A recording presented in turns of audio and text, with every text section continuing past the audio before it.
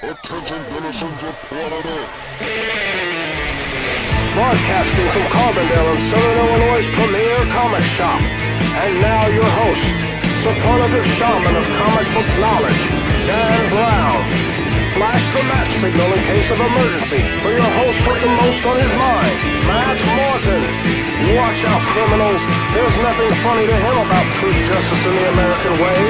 It's Commander Harris himself, Scott Reed.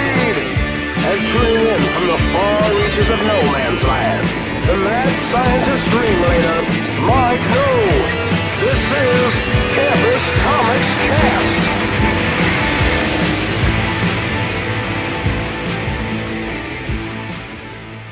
Hey everybody, welcome to another episode of the Campus Comics Cast. This is our monthly catch-all news and reviews and views kind of things. So we got a bevy of topics, some of which may get cut for time. We will see, depending on how long one of them goes. And if you follow comics news at all, you probably have a pretty good guess on that. So with me, as usual, is Scott Reed and Dan Brown. And I'm Matt Martin.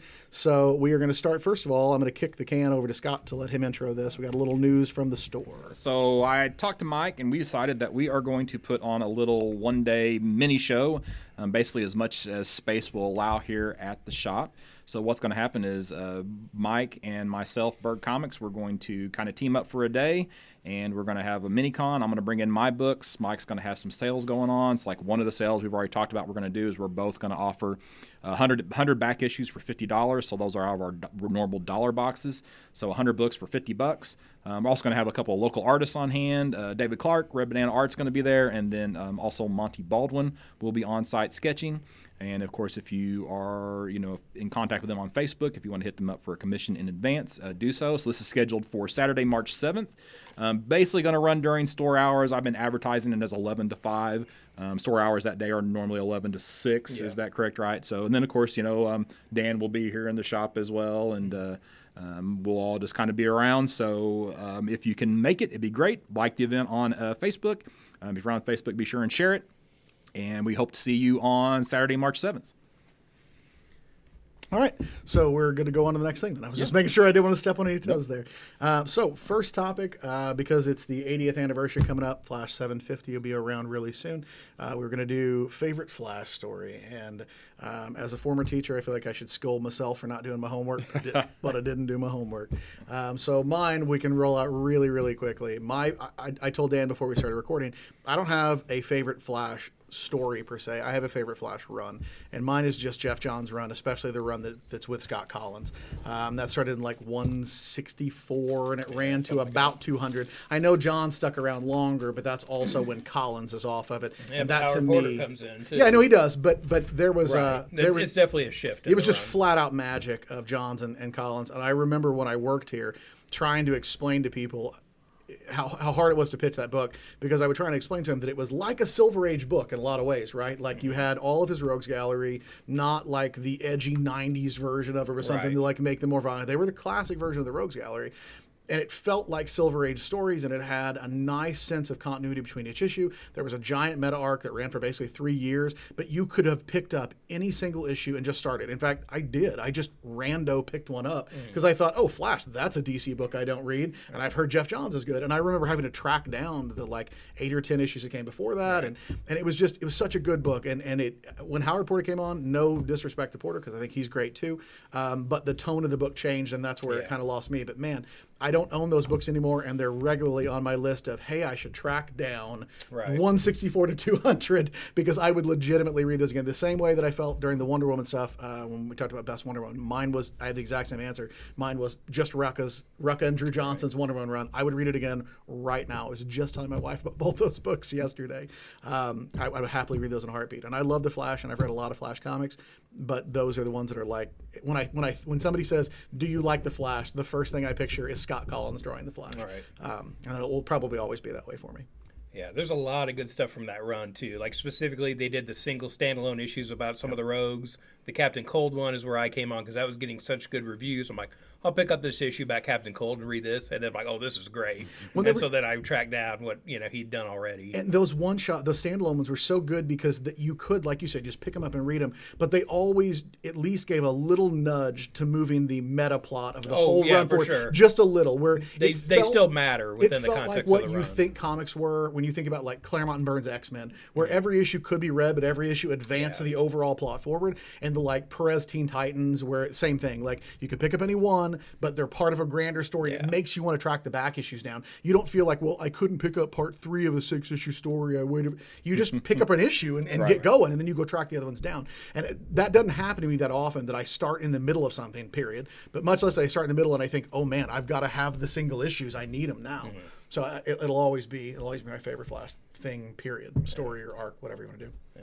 Got Rogue War in there and Blitz and all kinds of good. And that's when there's like the kids are born. Ironhide stuff. Yeah, that's where Ironhide comes into play and all that. Good stuff. Well, going from that, my Flash story I want to talk about is from Flash number 174, the Barry Allen run. And again, this is the 80th anniversary of Jay Garrick Flash, but I feel like we're going to be looking at, all the Flashes in theory. I think we're kind of keeping this spoiler open. alert, none of us picked a Jay Garrick story. Yeah, that's the thing. It's like, it's hard. I mean, for our age, it'd be like a Justice Society story probably with Jay Garrick. That's kind of how he's been represented. That's exactly what I was going to say. Post-crisis. I didn't understand the not my blank about geekery until I worked here, and I met somebody who was, like Barry versus Wally. Yeah. And I was like, oh, I mean, I've never been a not my kind of guy, because my favorite Robin's Damian, but my Robin is Tim. Right. So it's never been particularly meaningful to me, but I got it then when I met like people who grew up on Barry. Dennis was a Barry guy, right? Yeah. So yeah. Well, that was the thing. No one's a Jay guy that comes in here. My uncle If Rick. they are. My uncle Rick That's is a impressive. Jay guy. Is he really? Yeah. But old man Jay is Represent the weird thing. Uncle Not Man. like Jay in his prime for some reason. But so it's being guys of our age. Wally is our Flash. But I was talking to a friend of mine, and his son. He's been dead for while we were more or reading, less almost the entire time. Right? What we've found was funny though. His son started reading Flash comics. Barry is going to be his Flash. Yeah. Because that's the Flash he's growing up with now. I've always thought that was the weirdest thing about Yeah. Rebirth was. So it didn't ever strike me as weird when I was a kid that Hal was my Green Lantern and Wally was my Flash. Yeah. But technically, if you're going to should've pair been them Kyle. off, it should be Wally and Kyle and Barry and Hal. But Yeah. so like when they brought Barry back and there were all those like, Hal's happy, my buddy's back kind of Yeah. things. And I thought, I guess that is true. Like I never Yeah. really thought about it that way. But when I started reading comics in the late 80s, early 90s, Hal with the gray temples was Yeah. my Green Lantern, and Right. Wally was always the Flash. So Yeah. just kind of felt like that's the way it was. Right. Yeah, it's a strange thing. So I'm going to talk about Flash number 174. This is a Barry story from back in the day, and this is John Broome and Carmine Infantino and Sid Green working on this. And the first time I saw this was this is sort of an great iconic cover. First of all, Carmine yeah. Infantino cover with the Flash letters real big with the rogues hanging out on top and Flash kind of defeated at the bottom. The first time I saw this cover was back in the day at like KB Toys would sell 3-packs of comics, and there was a backing card in it in the package that had comic covers on it and different characters like cards you could cut up. And this cover was one of those cards from back in the day for me. But this is the stupendous triumph of the 6 supervillains, and this is basically a rogue story, but they're not calling them the Rogues yet. Again, this is like 1967. So the story starts out with Mirror Master in jail looking through a mirror into another universe where he sees another Mirror Master and Flash fighting. But then he realizes, Mirror Master is the law in this story and Flash is the bad guy. And so he sees how the other universe Mirror Master takes down Flash. Of course, Barry in that universe has a goatee. Yeah. Because those are the rules. He does not, for the record. I guess I assume they don't say it's like the same universe as like Crime Syndicate. No, or they anything don't. Like No, that. They don't I go was that looking. far. I think Okay. the most they call it is like Counter Earth. Okay. But All yeah, right. it's not given. I don't think Not they ever given came an back to this identification. specific universe, but it's definitely that kind of vibe. Again, the costumes are the same. It's just roles are reversed. Did you say what year this is from? In 67. Okay. And so, and again, if you read like the Silver Age Flash Omnibus, the early Barry stuff, there's some real wonky science going on in these stories. And so some of that's in here too. But it's fun. And then Mirror Master escapes with a mirror out of prison, and then he breaks the rest of the rogues out similarly. And Feels like that should have been a note for Yeah. Mirror Master's guards. Don't let him have a mirror. Yeah, don't give him he has a shaving mirror in his cell. Which, yeah, go figure. The other thing going on in this is it's Barry and Iris's 1-year wedding anniversary. And apparently, in the previous issue, Jay Garrick, the Golden Age Flash, tells Barry that he has to tell Iris that he's the Flash, which apparently they hadn't done at this point, even though they've been married for a year now. In story, seems like a conversation that should have come up before, Barry. Mm-hmm. But again, they're dealing with this in a '60s DC Imagine how story. hard it would be to sit through your wife's stories if you were the Flash. Oh. It's tough. It's tough enough for me sometimes, and I'm not moving at hyperspeed. Sorry. Continue. Is Mona going to listen to this? Yeah, she knows. She knows. I have to listen to her turn the fire hose of her day on for about 45 minutes every night while I go, and then through a supreme act of will, not look at my phone during any of the. So just imagine if you were the Flash and you didn't even have a phone. Yeah, he's sitting here talking about comics and still has to look at his phone. So I do.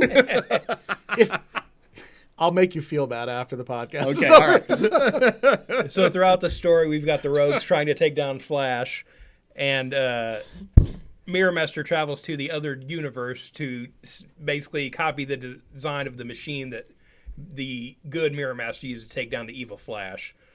So he comes back, makes this weapon. He shines a mirror at the Flash, and he disappears for a second, but then he's back. And then the Rogues just start wailing on Flash. And we've got a pretty good splash page here where all the villains are hitting them with their various weapons. You find out in that second he disappeared, Flash was able to replace himself with the evil Flash from the other universe, and so they're beating up another criminal unaware that the switch has taken place. Stuff, it is. And so at the end of the story, of course, Barry Allen wins. He deposits evil Flash back into a jail cell in the other universe, and he takes down the rest of the Rogues with a force of 1,000 whirlwind strikes, and he creates a supersonic boom as he goes, knocking them all out and depositing them at prison.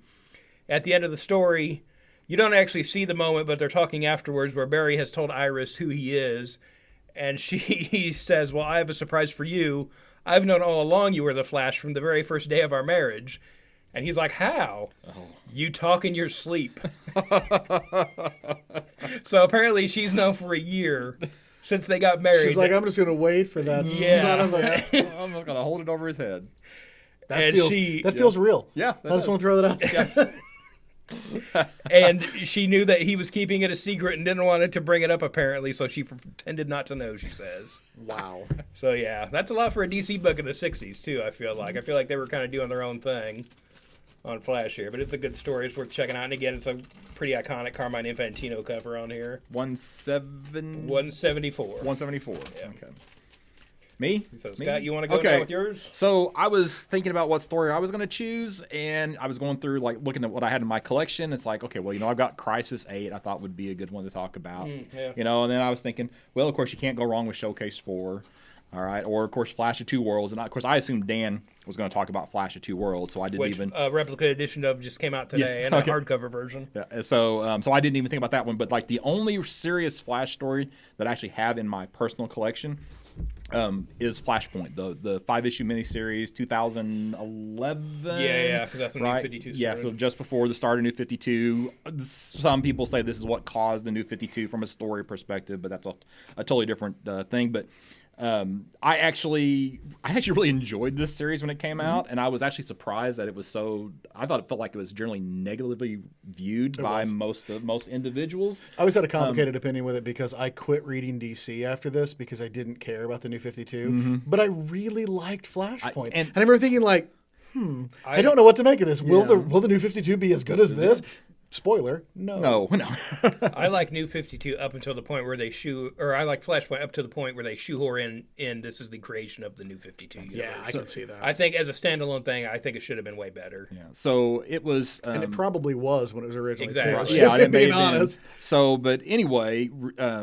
there were just some really, really some wow moments for me in this book. The first big wow moment for me is at the end of the first issue where you have Barry Allen talking to Batman and you finally realize, wait, that's not Bruce Wayne, that's Thomas Wayne. And it's just and it goes on.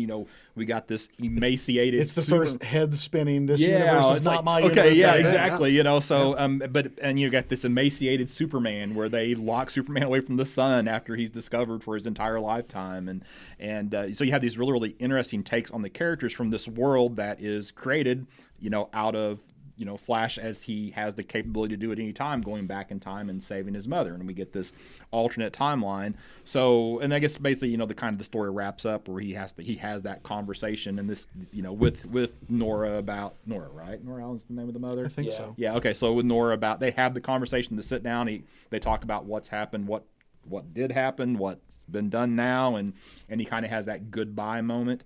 And then things go back to quote unquote normal, which of course that normal becomes the New 52. Right. But this has been, I mean, this. Thanks a lot, Dr. Yeah, Manhattan. yeah. This has been used like it was used in the Flash TV show, the episode that Kevin Smith directed. Is this what they adapted into the TV Hardly. show? At least that scene. Okay. I don't really watch that the show. idea, that concept, but like they didn't get into all the spin-offs. No, There's a ton of spin-off books from this. Yeah. You know, so it's basically just the Flash. But this was the same thing. Like he went back in the show. Same idea. Okay, Yeah. cool. And they kind of build that into the pilot of the show. Yeah, I've watched the first, I don't know, 5 or 6 episodes of Flash, maybe way back from season 1, and I felt like that was seeded. But I also at the time, with a lot of those DC shows, when I've watched little bits of a lot of them, I always wonder, okay, is that foreshadowing, or is that just like an Easter egg for the fans? Right. Yeah. And I assumed it There's was a an lot Easter of- eggs for the there's a fan. lot kind of of that thing. in there. So that's Yeah. kind of cool that they actually did do that.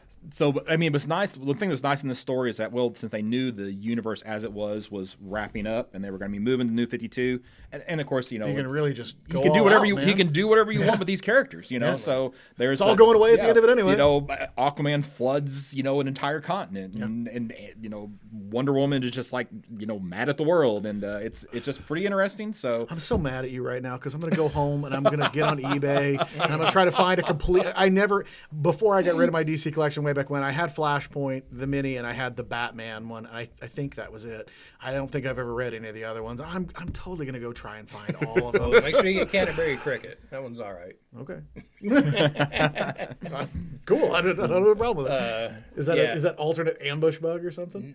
I think it's an original thing to that universe, yeah. And because I kept thinking they were going to bring that character over, and I don't think they ever did. I do love about this, and not to step on your toes with it, I do love that this was then fodder for not only the New 52 but Rebirth, as far as bringing Thomas Wayne over, and still and it was still the used, lingering is that universe still kind of out there, and I feel like before the New 52 plans, which I'm sure were hasty, you know, we all kind of saw that.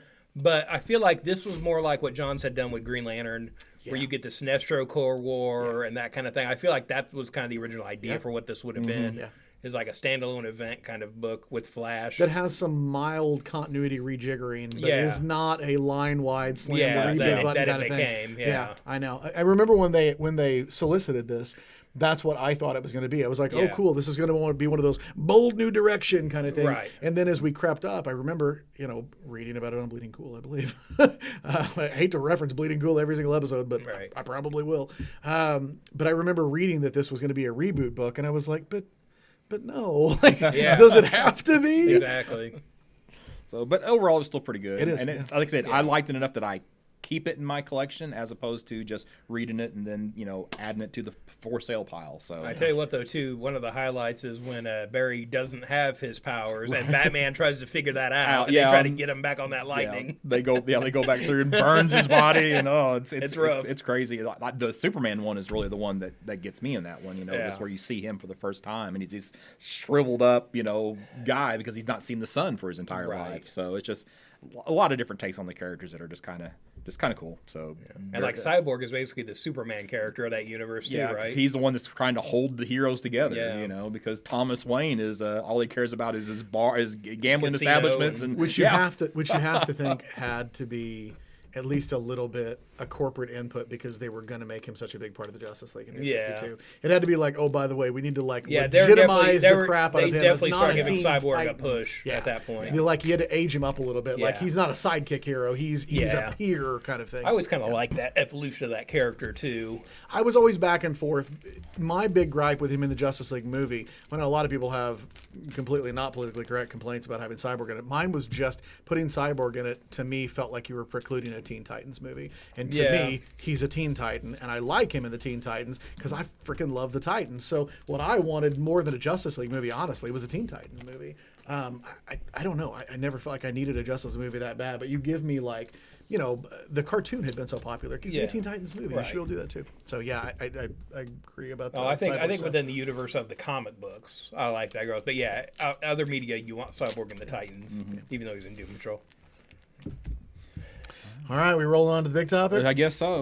Well, segue Sam, we have brought up Flashpoint, and Flashpoint's an excellent way for us to roll into the next topic, which is, if you haven't heard, Dan DiDio, who has been at DC for 18 years, is no longer at DC. He started as an editor in 2002, and then he became the executive editor in fairly short order in, I think, 2003 or 4. And then he was the executive editor, which was effectively the editor-in-chief, until 2010. And we were talking about this before the podcast started recording. When Paul Levitz got pushed out, Dan DiDio stepped up into the publisher role, and he had been the publisher of DC since 2010. In the last, I don't remember when Jim Lee became co-publisher. It's been, I think it was around the time of the Diane Nelson stuff, wasn't it? yeah, but that's been, how many years ago was that? It's not been too terribly long ago, but Was it around the time of New 52? I was thinking it was around the time of Rebirth was when Diane Nelson I feel left. like But it was. Well, but it's been at least no, a I mean few like years. when she came in. Oh yeah, but I mean, when did Lee step into co-publisher? Because I don't think I thought I that don't was. feel like it was too far after that. But anyway, you can Google all this Yeah, stuff. that's what I was going to say. We don't need to do that. I can Wikipedia this if we need it Yeah. that bad. But he's been a publisher / co-publisher for the Been last a decade. big part of the company for quite a while. Yeah, and I was telling Mike before we started. So to me, part of the reason I feel like it's such a big deal is he is part and parcel of DC as a corporate entity, the same way that Quesada has been at Marvel. He was the face of DC for almost all of the post-boom recovery or the post-crash recovery years of the early 2000s, right? So like when I got back into comics in 2000, he wasn't there, but shortly thereafter he was. When there began to feel like there was a real competition between Marvel and DC again in the early 2000s, first you had Quesada, and it was like DC went looking for their Quesada, and they got DiDio. And DiDio was their mouthpiece, and they're like, you know, corporate face, the personality of the company. Lee and DiDio were co-publishers of Announcement at the same time, both in 2010. Were they both in 10? Oh, all right. I thought he was all on his own for a little bit. Okay, there you go. All right, so I made a list of what I think are the good and the bad. I made a short list, but I don't want to just ramble by myself. Well, I feel like for, me and for Scott 10 can minutes. kind of chime in as you go. Okay, do you want me to go? We'll you let know. you lead, and we'll Do you want me to comment when we want go to comment. back and forth, good and bad, alternative, or do you want me to just go all good and then go all bad? Whatever you want to do. Whatevs. So Okay. you feel a lot more passionate about this discussion do. than we do. So I told Mike, I said, man, I thought we were going to be like, this was going to be the hot take alert, and we were going to be, Scott was going to be editing a Sarah McLachlan song in here. It was going to be all, I will remember you for Dan DiDio. And I asked, and Scott's like, I have nothing to say. We're on the group text before this thing, and I'm like, are we just going to talk about nothing with Dan DiDio? Scott's like, I have nothing to say. Dan's like, I have very little to say. And I was like, are you guys kidding me? Like, how am I the only one that wants to talk about this? So here's my good. Here's the things, and we qualified this to ourselves before. I want to point out, I'm not saying at any point that these are directly associated with DiDio, although in some cases openly, or I know for a fact they are DiDio. But these are the good things that happened during his tenure as basically the head of the company, and the bad things that happened. Yeah, because like the buck will stop with him. Yes, he you know, gets both. being in charge. And- he gets and- the good and the bad. If it happened under him, he's responsible. I'm trying to remember which comic person it was that said on Twitter that they were getting their chops busted online, and DiDio said to them, his quote from DiDio was, "You refer all that to me. It's my job to take all of the credit for all the things that you do wrong." Basically, it was like, it's my job to be all the successes get laid at my feet, all the failures get laid at my feet. Don't you worry about it. As far as everybody knows, you're doing exactly what I told you to do. So here's my good. One, I appreciate, and this was the one that honestly came to me first of all, was the general weirdness that he was willing to take for DC. So Tom King's run, abbreviated as it is on Batman, is 100% because DiDio said... abbreviated, it's still 85 issues. It is. But I mean, it should have been longer. And For sure. But my point is 85 issues of an atypical Batman book. Yeah. 85 issues of a not particularly superhero-y book of their main book. And that's to say nothing of things like Mr. Miracle that won the Eisner, right? Yeah. Deservedly. And then you've got like Mark Russell. Mark Russell took Snagglepuss and made him a gay playwright in the 50s. There's no way Marvel lets Really good anybody book. do that. No one, and it's an amazing book. But then the Flintstones book he did, which is also like a social commentary sitcom of the Flintstones. They let him do so much with the Hanna-Barbera characters. There's no way Marvel would have let you do an equivalent of that. No way at all. Russell has said in interviews that DiDio stuck his neck out for him for that book. And that's what I brought up was he was saying those that two specifically. the people selling vitamins don't want me doing this. Yeah. And he's getting They pushback. don't want a social commentary Flintstones And DiDio book. said, I'll worry about that. Do what you're doing. And then you've got things like Jeff Lemire doing the Black Hammer Justice League crossover, which I don't know if anybody at this table other than me bought it, but it is not a book for Justice League fans. Really? It's a book for Black Hammer fans that are also, like me and like Jeff Lemire, DC fanboys who have grown up. It's a weird book, but it's really, really good. And apparently DC went to Dark Horse and said, hey, that's what I was about to let's say. do this together, not the other way around. Somebody asked Lemire, how did this happen? And he was like, somebody at DC reached out. Like, that's so amazing. So I love that. Secondly, whether you like it or not, he made a push for diversity in heroes, and I think that's respectable, and I think that's admirable, and that's remarkably forward-looking on his part for a very conservative business in general. And DC, to me, is far more conservative than Marvel. But he made a legitimate push to have diverse heroes before that was like a popular thing to do for DC, PR. definitely conservative. Yeah. Yeah. He also made... Yeah, and if you like Jaime Reyes' Blue Beetle, right. That's under him. And you like know what I mean? things like, recasting Wally West as a black teenager instead of white, even though they kind of undid it and made him two separate people. But for 5 years, Wally West became a black guy. Yeah. And not like when Punisher became a black guy in a way that's offensive. It was just, he's black. That's it. Deal with it. And that's somebody's Flash. Right. And that's what I was going to say. That's the thing. That's exactly what I was going to say. Like we were talking earlier. Yep. And they just deal with it. That's the way it is. And we had a black Superman in Multiversity in this too. So I want that guy back. He's such a good character. I know. He was in where he's he was in Flash. Superman. Was he in Flash Forward? I know President Superman was in something. Yes. Everyone. I think it was Flash he was Forward. in Flash Forward. There was also, and I know we're going to all roll our eyes because it was not particularly successful, nor was it particularly good. But he did make an effort to have new actual heroes, not the least of which is the New Age of Heroes initiative. Right. None of those books were successful, and none of them are particularly good. But I don't know, again, he's not wrong to say bringing new characters in, though. Batman's 80 years old. Superman's 80 years old. Like, when's the last time we had a really successful character? Maybe the Depression. The thing is, too, maybe 5 years somebody has a really good take on Sideways or Damage or something. We get a great book out of it. And at least somebody attempted to launch a character. It reminded me of a lot of in around 0 Hour when there were all of these new launches, and almost none of them went anywhere. But you know what we got out of that? Yeah, we got Starman out of that, and we got Manhunter. Yeah. No, that's fine too. But like we got the only one that likes we got Starman. Like Starman was great. All the other books that was withered, but way we got better. Starman. Way better than a book coming out of an event should have been. Yes, I think Silencer is way better than anything in New Age of Heroes should have been, and I think Terrifics is. Still going. Not amazing, but still being published. Not final issue. Not a terrible book. Yeah. And Silencer was on Arrow real quick. Yep. Like that character has been in live action already. Yep. And she's been in event. I mean, isn't damning with faint praise, but was a part of Event Leviathan too. Was just a throwaway character, the way it could be treated. She just came and went. So last two things for the positives. The last one, which I will definitely take your input on this, Dan, because I know I'm forgetting some. Fourth one, format experiments. So we had Wednesday Comics, which was weird and awesome. We have all of these young adult which, OGNs. By the way, you can fold up Wednesday Comics and it will still fit in a regular bag and board. Had I known that at the time, I would have bought them. But Dennis told me afterwards, and I was like, why? Why did you tell me that right away? The reason I didn't buy it was I thought, well, I'm going to buy the collection of that later. Right. And he was like, oh, they'll fit. And he showed me, and I'm like, dang it. Yeah. Wish I would have got that. But even as much as the much maligned, at least at this table, Black Label oversized books, I do appreciate a willingness to do something weird and different. I just don't call it something new. That's not anything new. Doing magazine-sized books is not new. It's not, but when you think that this is an industry that just cranks out the same size books at the same price points in the same format and everything. Like I'm okay with that. Doing the newspaper book is at least interesting. Yeah. I don't want them to replace all the comics with newspaper comics, but I like the idea of wouldn't it be cool if we did this news? It's just a fun stunt. I don't have any problem with that. I know I'm on record with having issues with the Black Label format. Yeah, me too. The other part of that is though when Scott Snyder was talking about this new Batman book that was coming, it was going to be a whole new thing and innovative. Turns out to be graphic novels. But I feel like the idea is still it's a bigger book. That's part of the prestige of it. Right. You know, you're gonna get a bigger book. Do you remember when you cared about prestige format books from DC in the 90s because they were a big deal because you didn't see them very often?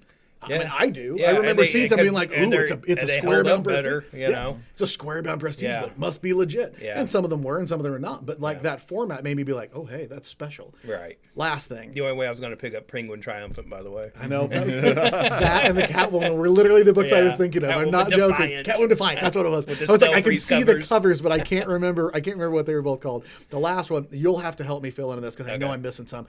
There were some really good events during his tenure. We had the ones that came out right away for me were 52, which was not New 52, 52. Yeah. The weekly book was friggin' amazing. Yeah. And Blackest Night. Blackest Night is still to me the best modern comics event that I've ever read through. I friggin' love Blackest Night. I would read it again in a heartbeat.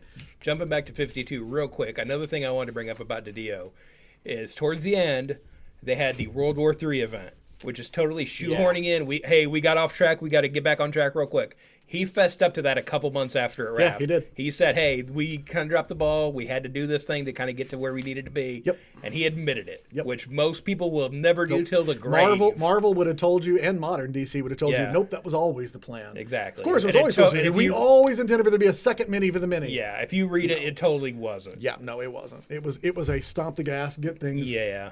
Where we it needed to back on be, track. even though we had 52 issues to plan this out. So what am I missing that was a good event under Didio's tenure? Other Well, than, I might be the only one, but I still like the Justice League Suicide Squad from a couple years ago during Rebirth. Yeah, that wasn't bad. And it was a quick weekly thing that just wasn't kind of knocked out. I like that story. I You went got back and forth on- again, going back to Sinestro Corps, again, the sort of in one book crossover. that's sort where of I had a thing hard time. I was within like, one well, should I line. count like the epic in book events? Because Sinestro Corps happened within the Green Lantern books. Exactly. It wasn't a distinct event. I kind of felt the There same were way. tie-in books though and specials and stuff. I liked Forever Evil. Yeah, and that was the I first don't- one of the new 52, Yep. right? Yep.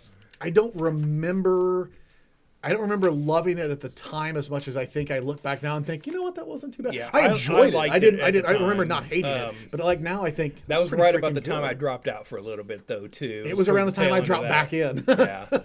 Yeah. Brightest Day was during his tenure. Yeah, there was some good stuff out of that, like the Flash book we got with Brightest Day and the Green Arrow book of See, and I've Brightest Day never, was really good. I haven't read much of any of Brightest Day. And then we got well, out of Brightest Day, you got the Justice League Generation Lost, which is sort of the modern version of the Bwahaha League, and then we had the I Can't Believe It's Not the Justice League, formerly known as Justice League books. Oh, we had Which weren't what was necessarily what was the Jeff events, Johns but- Legion thing? Legion of Three Worlds. Yeah, And that was pretty decent. Yeah. I don't know if I call it an event, but it was like a big part of friggin' Final deal Crisis. of a story. Yeah, you know. Now, Final Crisis, I went back and forth on. Like, Yeah, I enjoyed it, but I don't know that I would say it was a good event. Right. And that's weird. I know I'm splitting hairs. No, I know it's what you mean. not what people thought that book was going to be. Like, people thought they were getting another Infinite Crisis. Like Yeah. a traditional DC superhero event Crisis. And Final Crisis was not that. No. I liked Final Crisis as a story. I don't know that I really feel like it holds up well as an event book. I haven't read them, but I know Seven Soldiers is a run that people really like. Yeah, I and haven't that read was under all of his. it. Again, I don't know if you count that as an event. It was definitely sort of its own corner. That's like I consider that more a Morrison thing. Yeah, Yeah. that's kind of the way I Myself. feel about Final Crisis Yeah, too. yeah. Yeah, it's a fan service for Morrison fans. All right, so you want to go on to my bad, or you got anything else you want to chime in on the good? Again, I saw him at conventions and stuff. I never met him, but he was always enthusiastic about the product. He always had a positive attitude about things. He's always a cheerleader for the company. When, dealing with my job on a day-to-day basis, I'm not a cheerleader for it every day. I think most people probably wouldn't be, every day like that. But again, True speaking to the story. public, I shook Dan DiDio's hand in Artist Alley and told him thank you for Rebirth Yeah. because I was buying DC again, and I said I quit during New 52. I hated it. Thank you for doing Rebirth, and he was like, "That's why we're doing it." He was like, "We're basically told me we're course correcting." Was what it amounted to. And I was like, "Well, good job." I saw like several tweets from pros who worked at DC, like Tim Seeley and Gene Haw, that were they had really nothing but praise for Dan DiDio. It did feel like we were doing a Dan DiDio rest in peace for a Yeah, guy who it kinda- absolutely got a golden parachute out of that company. He better he have. did, and who will not be jobless. I don't think. Yeah. Well, that's the thing. There's another side to Dan DiDio leaving Twitter, and some people I think are being short-sighted. So there are definitely some rumors about the circumstances under which he left, and I don't know if you saw some of the tweets that were specifically from female creators Really? who implied, and hope we're not opening us up to a freaking lawsuit here, but I'm just reporting the tweets I read, who implied that he was not beloved by a lot of female employees. Really? Yeah. So, and the according to Bleeding Cool, the stated reason they let him go internally was fostering a poor work environment. Yeah. Now, factually, what you can say 100% did happen was DC has lost a lot of editors in the last few years. Yeah. A lot of editors. And the rumor is that was a large portion, or at the very least, that was a large portion of the stated reason that he was being let go was basically you're doing a poor job managing the talent. You can't keep anybody here. If you don't have editors, you don't have books, you got to go. Another positive, too, is he does seem like a fan of this stuff. Mm-hmm. Again, in the public, you're always going to say that. Yeah. Who else would fight for a Thunder Agents book to get that license if you're not a fan? You're a Thunder Agents fan if you're going after that. That's true. You know what I mean? The counter to that would be that he is not a fan in the same way that a lot of comic fans consider themselves to be, and you can witness his opinions about Wally West and Dick Grayson. Right. Yeah. Right. Like again, not his versions of the character, though. He has a lot less sentimental attachment to some of things that people consider to be the sacred cows of DC than a lot of the fans do, at least. Well, I feel like creators have kind of spoken up about that now and then when you get to these big events and it's time to kill somebody. Well, and apparently the lists are pretty crazy. He's talked about getting pushback from like, I wanted to kill off blah, blah, blah, and Morrison wouldn't let me kind of thing. Yeah. I mean, I feel like we're segueing into the dark part here, which I think is fine. But, Tom King said that he didn't kill Alfred. Dan DiDio killed Alfred. Right. King's original script had Alfred die, but then come back at the end as having not actually been killed. Right. And he wrote it, he published it, he turned it in, the book came out, and then DiDio told him, oh, no, we're keeping him dead. Yeah. And he had to roll on from there. Tom King also did not make Wally West a murderer. Dan DiDio made Wally West a murderer. He sketched a plot out, and DiDio filled in who did what and who was getting killed off and by whom. Yeah. That's I mean, like, same thing. Tom King didn't shoot Dick Grayson in the head. Right. Dan DiDio shot Dick Grayson in the head. Like, all these character changes have all been the ones that famously DiDio didn't understand the popularity of and wanted to have something done. Right. I hate to just use 3 Tom King examples, but there have been others from his run. And those are pretty recent. Yeah, those are the most recent and fairly well known. Yeah. And frankly, not well received, any of them. Before you jump, I think it's pretty clear that DiDio was a Kirby fan. I mean, just on the stuff that he wrote. Right. Yeah. Which is weird because he didn't actually contribute much on the writing side of things. I mean, he's almost... But his stuff feels very Silver Age. Even though he's writing a book right now. Yeah, but it's just... But I mean, but there's it's so awkward. Yeah, there's just not a whole lot of... He doesn't have any comic, credit, that many comic credits, no. I mean, it's just, there's just not a lot there. And quite frankly, the stuff of his that I read, I was looking through the list. It's like, is there any of these stories that, man, I remember that as being a great story? No. Not a single one. Yeah. Not a single story in there that really, really like says, that's a book that I would remember him for. I mean, not for nothing. I don't want to kick a guy while he's down. I've never gone out of my way to pick up a book because Dan DiDio had a writing credit. And if anything, it works the other way. Mm-hmm. You have to convince me that I need to buy a book he's not getting the book on his own merits. He's getting the book because he's the boss. Right. So to me, that always screams, this book isn't any good. It's being published because I want to publish it. It's not a book I think will sell. It's because I want my name on this. So I'm buying Metal Men right now. It's not bad. Mm-hmm. If you sharpied out Dan DiDio and asked me who wrote it, I would have said it was like, I'd have thought it was an intern level kind of thing. Really? I mean, it's okay. If you had told me Scott Lobdell wrote it, I'd been like, yeah, that's okay. Like, Scott Lobdell writes kind of throwbacky dialogue and I wouldn't say hacky, but kind of corny, old school stories. And they're not terrible, but it's not good. It's just okay. Yeah. So Scott's gonna counter me on at least some of this. One of my first thing on the negative is just a steady decline of sales. Like, he has presided over, at least in the recentish terms, a fairly steady downturn. That's at least the perception of debt. I'll tell you this: if the sales numbers don't bear it, I will tell you what does bear it. They've been getting their market share eaten by Marvel for literally years. So even if sales have been steady, the market share is not. They're not growing. Well, the comic industry itself, as general rule, is not growing. Okay. Well- so I went back to quick. I started back in 1987.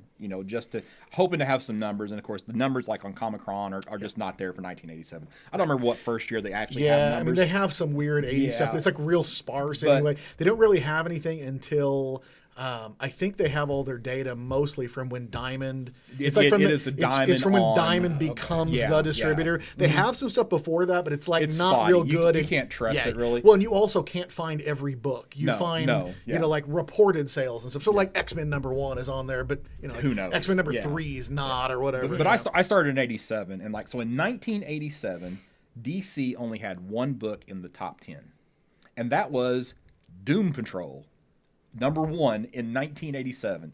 So, and then they only have friggin' world. yeah, and they only have 5 Well, books. you're probably dealing around Morrison's run then. Yeah. No, it's not though. Doom Patrol No, #1. He number doesn't. one, really? He doesn't No, start he until starts like in, like, the 19 or 20s or 20. something. Oh, you're Yeah. saying Doom Patrol #1. Yeah, no, okay, yeah, I thought- sorry, yeah. Okay. Yeah. No, That's he's not there I yet. can't Yeah. remember. I can't remember who wrote the first 19 issues or so. Yeah, but but like Steve Lytle was an artist on some of that, but it's yeah, I can't not remember Morrison. the writer. Yeah. No. Then they only gave it to Morrison because Yeah. whatever. Well, yeah, who cares? Do what Exactly. you want with Yeah. it. Yeah, Yeah. they did. Yeah, they only have 5 books in the top 20 in 1987. This is 9 years before Marvel goes bankrupt in 96.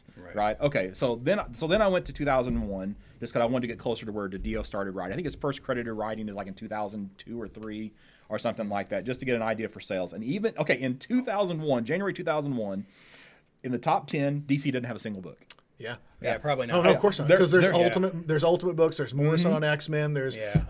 JMS on Amazing. Spawn is outselling any. Spawn, yeah, good Spawn pick. is outselling any DC book. The highest That's selling. when I was first working here. I know what was selling then, and it wasn't DC. Yeah, the highest selling DC book is at number 12, which is Superman. Okay, so Superman 166, and its sales were 51,000 issues that month. All That's right? also back during the day that all 4 Superman books were essentially the same same book book, published yeah. weekly, And X-Men was which only he ended. Yeah, and X-Men was only selling 100,000 copies in And I 2001. think that might have been the time Claremont did the return when he was doing both books. Because so Oh no, that would have been 390, that would have been when 'cause it Morrison was, was. yeah. So It was- 110 before was the year the before second that. X-Men series, right? And that was Yeah, the yeah. number 1 selling book, and it was just over 100,000 copies.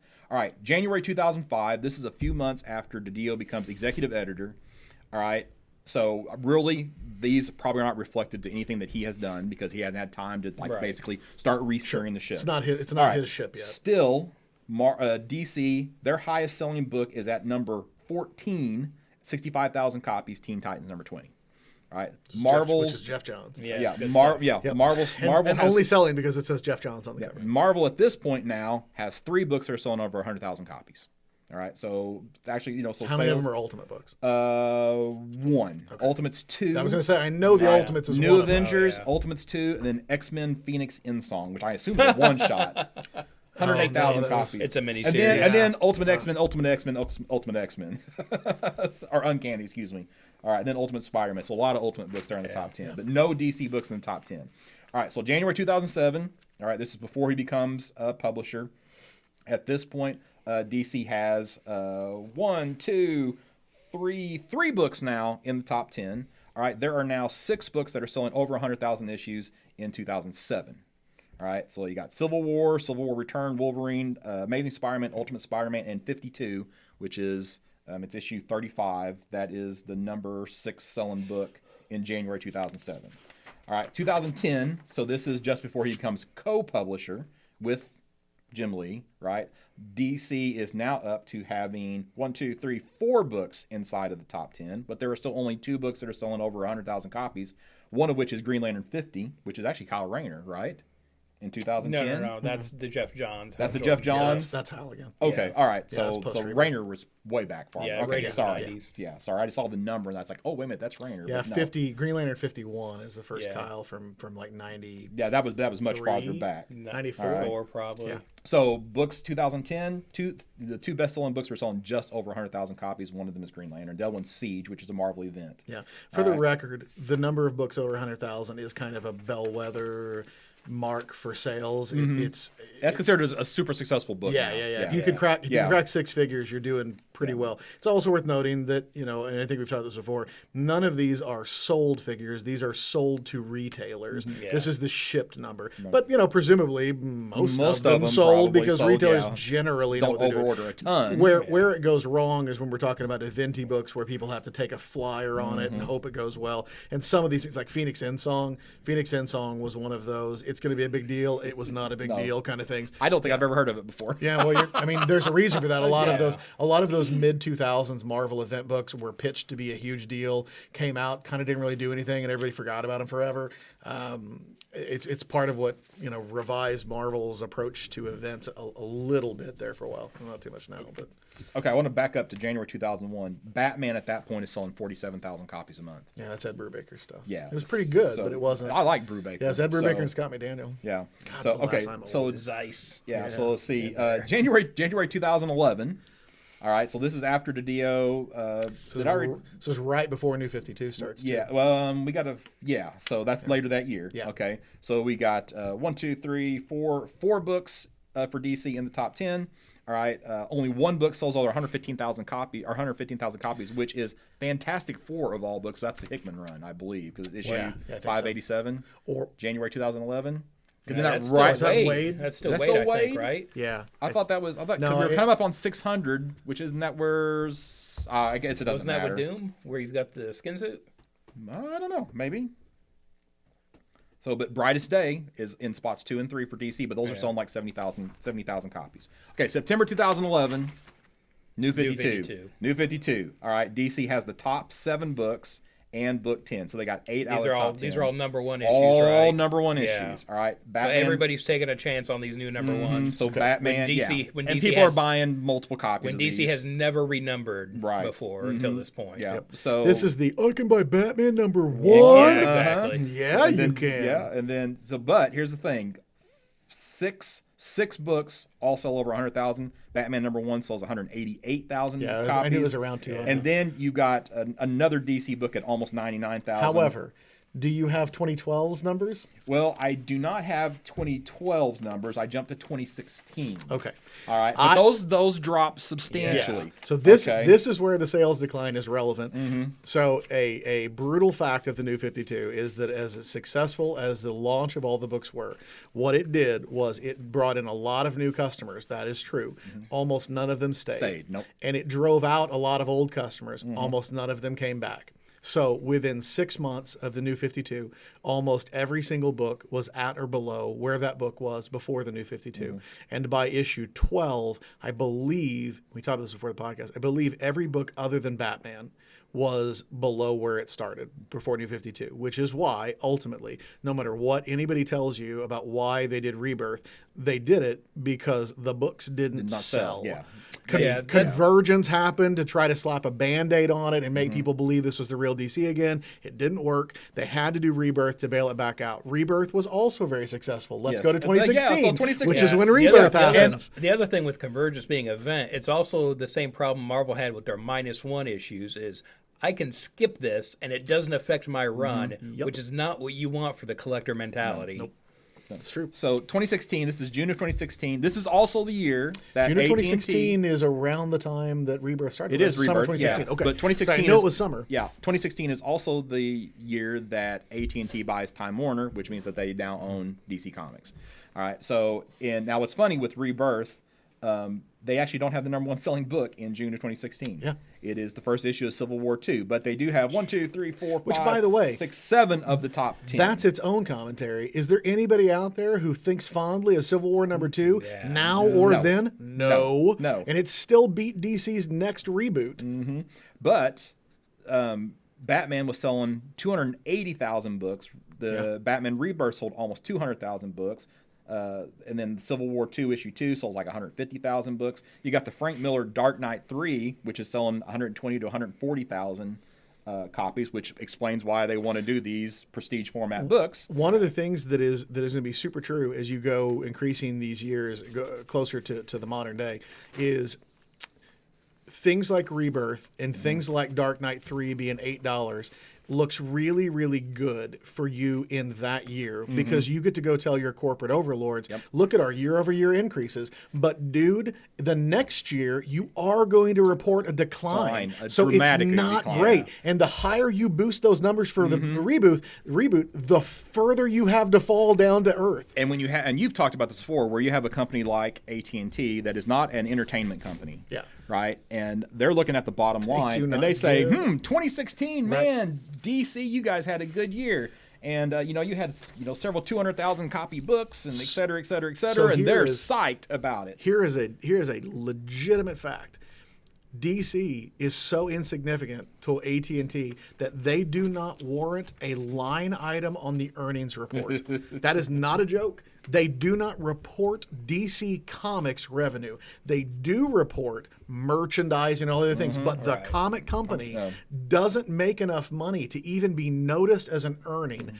That's the thing that scares me about DC, that somebody will go, why do we have a publishing arm that makes so little? You have some of the most valuable IP in the world. How can you not leverage this into sales? And if they go right now and look at what Marvel sales are, it looks horrible for DC. Every single month, Marvel's dollar share and unit share goes up, and it's freaking rough on the sales charts right now. And again, I say this as a guy who, all things being equal, is a DC guy.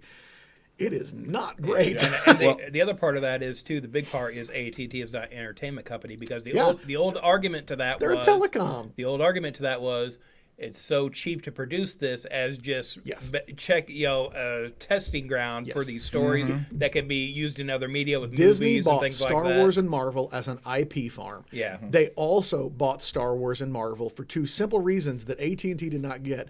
George Lucas wanted out of Star Wars, and he was willing to take a good price to sell to somebody that he felt like would be a good caretaker of his product. And who are you going to sell it to that's a better caretaker of a family-friendly legacy than Disney, right? And they bought Marvel because Marvel was criminally undervalued at the time, and they swooped in to basically buy them off the floor.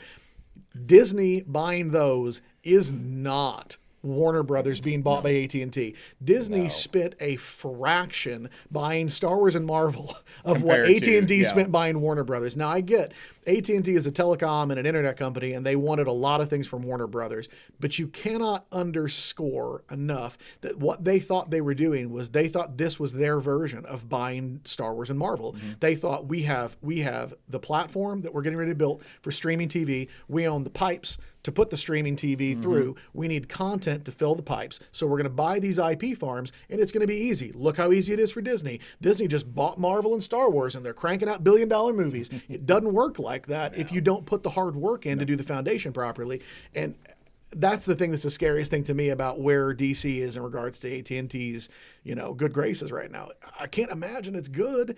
And I know I said this before, the Walmart thing still feels to me like a test run of, do we even have to publish these ourselves? Could we just farm these out somewhere else? Could we just reprint? We got 80 years worth of books. Could we just reprint a bunch of those and slap $5 cover prices on them? I mean, the Walmart giants outsell almost everything that DC produces.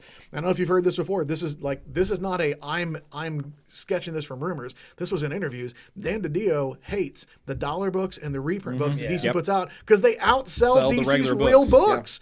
And that does, if I were the president of a comic company, I'd be offended by that too. That speaks really poorly of your product. It's like having a skinny chef. You know what I mean? Like, you can't be that good if you don't eat.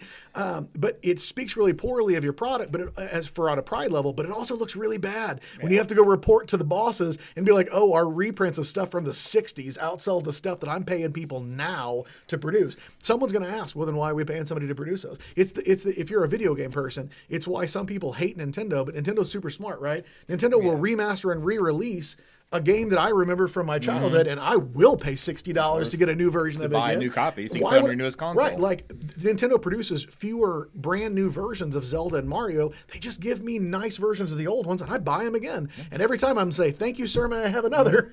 And they're smart to do it. When I sit down and think about reading a book, it's like I'm not necessarily thinking, "Man, I'm ready to read just the latest thing on the shelf." It's like I'm going to go back and reread Watchmen, or I'm going to go back and reread something else. And as much as I buy new books, and God, I love buying new books. I am a like plug it into my vein. Give me everything Marvel and DC produced this week. I need my fix. That's real atypical. That is not the normal consumer. And it's for not either the of these casual companies. customer that you want to bring into a store necessarily either. So January 2020. This is like basically like DiDio's last month of sales. They actually because of the Wonder Woman 750, DC does have the number one book, almost 170,000 copies. Marvel's number 2, with Thor number 1 selling 160,000 copies. Donny Cates. Yeah, but still, that's just like that's kind of a surprise. A lot of variant covers. Yeah, Star Wars X-Men real close to 100,000 books. DC's, they got 2 issues of Batman, which are 86 and 87, which are post Tom King, right? Because it's 85. Yeah. They're in the 60,000 and 56,000. They took range. a little bump, honestly, for 86 and 87. Then 88 and 89, 89 took a dip. Right. Yeah. They legit took a dip because people thought, well, it'll bump a little for James Tynion coming on because all the people who didn't like Tom King will come back, but then it'll settle in. But here's the thing, like, what's not? I'm looking at this list for January 2020. It has things on it like, okay, I loved Iron Man 2020 back in 1989. I know. How do you like it in 2020? Yeah, I haven't read it in 2020. Okay, but that book, the number 1 issue, it outsold Superman, Action. The only things DC didn't outsell were Wonder Woman and Batman. If you dig into the lower part of the top 100, it gets real weird. And if you get from 100 to 200, it gets even weirder. And DC is like the king of the soft middle of the top 300. If you look, there are I almost Scott and his marking times down. I didn't say it though. I almost did. A crap load, let's say. There are a ton of DC books that all sell about the same respectable, not impressive, not really good sales number in the 20, 30, 40,000 copies. Yeah. They're just sort of like, there's this giant log jam of And you know what it is. It's just like the me and Dans of the world who are like, I like those characters. And I mean, there are a lot of DC books I buy that I would not say I love.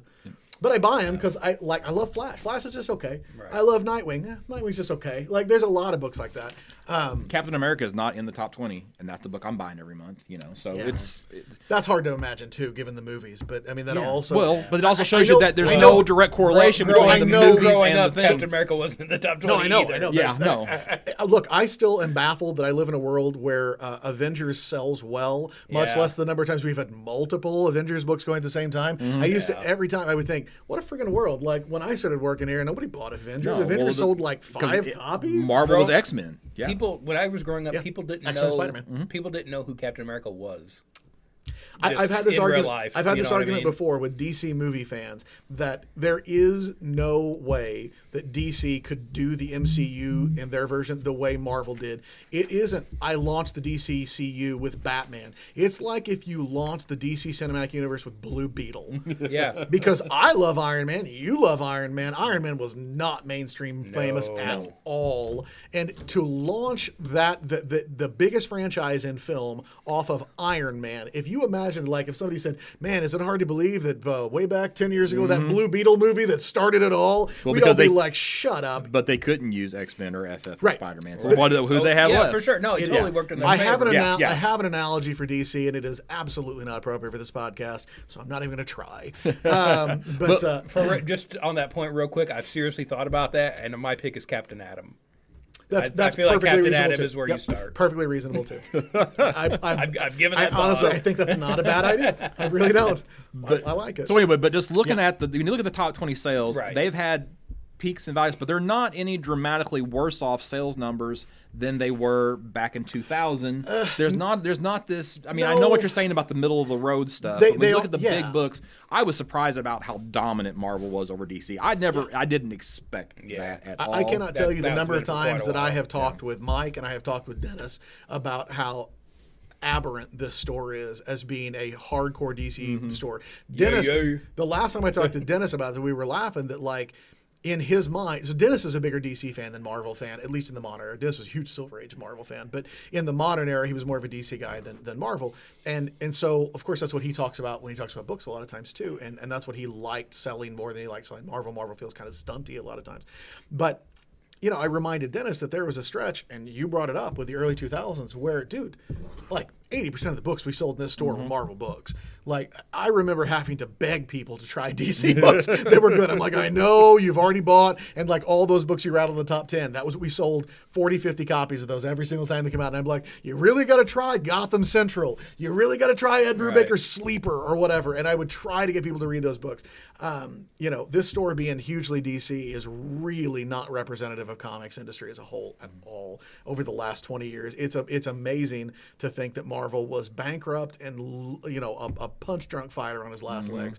To be here is nothing short of a freaking miracle. But my point with the sales is, if you look at DC's overall sales, the sales are in a decline. They're in a steady decline, not for the entire time he's been in charge. He did revive things fairly well in the mid 2000s, the mid aughts. DC had a nice little rally back, honestly, line wide, but that dipped, because Marvel had so many good events that stole the attention. Things like Civil War stole a lot of attention back to Marvel. Secret Invasion stole a lot. Every time DC would get a little rally, Marvel would publish another big event, kick the legs right out from under him, and DC basically eventually said, well, if you can't beat them, join them. And they did New 52, and New 52, like I said, boosted it up, and then everything fell right back down. And then they bumped Rebirth, and it boosted it up, and it fell right back down. And at some point, you can't make a case for your successful stewardship of the line when, if you draw the line over the long enough period, it's a steady drop. Sure, there are some bumps up, but you can't sustain any of those things.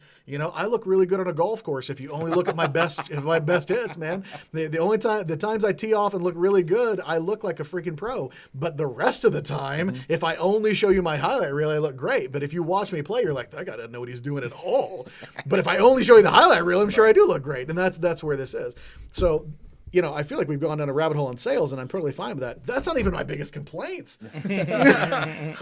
My biggest complaint, if I had to pick one thing, is, and I 100%, this is his fault, because he's made it well known this is his fault. The DC universe got generally darker and darker and darker during the entire time Dan DiDio was here, and I will die on this hill. I love the story, but I effing hate Identity Crisis.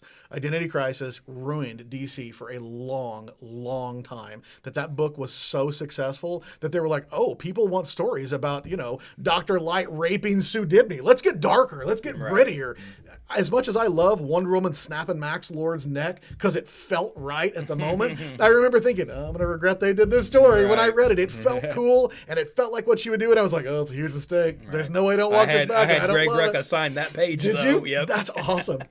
I just, the general darkness of the DC universe, I think, is just wrong. And things like Brightest Day being well received to begin with is because people are like, oh, thank God. Yeah. It's not gritty DC. And then it ended with, by the way, back to gritty. And you're like, man, again? And as much as I love, like, Court of Owls, Snyder's Batman run is good. But geez, it's gritty. Yeah. Like, Joker cuts his face off and mails it to Batman and then nails it back to his own head. And like, it's so unfriendly to anybody other than people in their 20s and up. It's not what people think of when they think of DC. Very much like... Who was quoted saying that their DC is selling to the 40-year-old customer? I mean, somebody was. There's I can't remember no who it way. was there. Well, just working here in the store too, it's like, I don't know that I would recommend a DC book to a kid. No. You know, I would steer them towards the Giants. My and that kind of biggest thing. frustration with DC over the last, I don't know how many years, is I have a nephew who is a child, and he loves Batman, and I want to make him love Batman more. Right. Obviously, for purely selfish reasons. And what Batman book can I sell him? Right. I mean, at one point, I was sending him Tom King's Batman, and he really liked it. And I was like, wow, he's a really smarter kid than I gave him credit for at his age. That's pretty awesome. But there was a point when I stopped sending it to him because it was not appropriate anymore. And it wasn't fun. As much as I love watching them say bat and cat over and over, and it was a beach, it was a ship, as much as I love that, that's not a book for a 10-year-old. No. So, like, what is the book that I'm supposed to sell to a kid who loves Flash or Batman? Or none of these books are for them. If you come in and you say, my kid saw Avengers, or my kid saw, Far From Home, if nothing else, there's the IDW Marvel books that I can sell you. Even if Marvel's main books, and although to be honest, I mean, I think most of Marvel stuff is mostly okay for kids. Some of it's a little slow. Like, I don't know that I'd sell Jonathan Hickman's X-Men to an X-Men fan right now who is a 10-year-old. But If you were a teenager, I definitely would. But at least there's an option. There is no child option for DC at all, and that's a huge mistake. Well, and it's because I think their argument to that would be their YA graphic novel line, but again, that's not a monthly regular thing. they're also you not know. really superhero books. Yeah. They're like Bruce Wayne, the teenager. He needs to get his car back kind of stuff. That's an Archie book that has Batman in it, you know, and they all look like manga. They don't look like what a 40-year-old who comes to buy. I used to buy comics in the 90s. I want to buy Right. comics for my kids. Giving him that young Bruce Wayne thing is not what he thinks he's going to get for his kids. So you end up having to sell them trade paperbacks of Batman Adventures or something at best. But again, they didn't come in here to buy a trade. They came in here to spend a couple of bucks on a comic for their kid, and it's just so stupid. How can you not be serving? I know that we all know that most people who buy comics aren't kids, but just giving it up feels like such an enormous admission of defeat. Especially at this time where the movies are so big and all these kids are seeing these movies. There should be a gateway And you're just like, well, don't care. for them. Yeah. So there's that. And then, honestly, I feel like you can probably encompass a lot of the rest of this. You know, Alfred dying, Wally West being a murderer. That's all part of that Yeah, darkness. that's all part of the same yeah. thing. I would argue, and we've already covered this, I still hate the New 52. I think other than Batman, it's a miserable, miserable failure to make it. It's basically just a bro-y edgelord version of DC that was not well received and died a meaningless death. Wonder Woman. I thought Wonder Woman was good in New 52. There were some highlights. Azzarello in it. one? Yeah, it's not bad. But overall, most But of it he was also garbage. didn't do the entire run. That's true. You know what I mean? He only went there for a little bit. I'm sorry. When I said I mean like, you know, from bell to bell, there wasn't anything other than Snyder's Batman that was like recommendable all the time. And it's not there's nothing good. Tom King did Omega Men. Tom King and Tim Seeley did Grayson in there. There's some other decent books. I mean, the New 52 Suicide Squad was kind of fun. It was trashy, but it was kind of fun. New 52 Justice League had a lot of high points. It had Darkseid War, and it had some good stuff. But if somebody said, would you like a whole run of New 52 Justice League? I'd be like, nah. But I will take the Jim Lee issues in the Darkseid War. You know, like I'll take those. My last one is Killing Vertigo. Yeah. Like, Black Label's not a sufficient replacement for Vertigo at all. No. And I know, you and I disagreed on this before. I think Sandman being sold to Netflix is, you say Sandman's not that important. I hard disagree. Sandman is one of the only properties in comics that you can mention to a person who doesn't read comics if they're a lit person. Only if they're a lit person. That book is But so lit. But dude, if you are a literature person, that is how you get them to read comic books because they believe Sandman is real literature. That's a gateway drug of comics. there are 100 to 1,000 times more people who watched Game of Thrones than read Game of Thrones. Well, yeah, of and it's going course. to be the exact same way with But Sandman. are you telling me that George Martin hasn't gotten rich off of that fraction of people who watched it and wanted to read the books go in and buy the books?